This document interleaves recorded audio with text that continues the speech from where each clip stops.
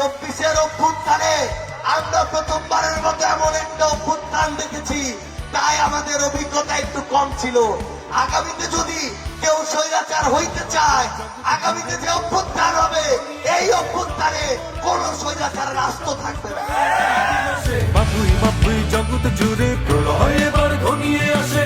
এই বাংলাদেশে শুধু ইনসাফ প্রতিষ্ঠার জন্য একটা অভ্যুত্থানের পরও 1000 মানুষ জীবন দেওয়ার পরও ওসমান হাদি নিজের জীবন দিয়ে ইনসাফের লড়াই চালিয়ে গিয়েছে।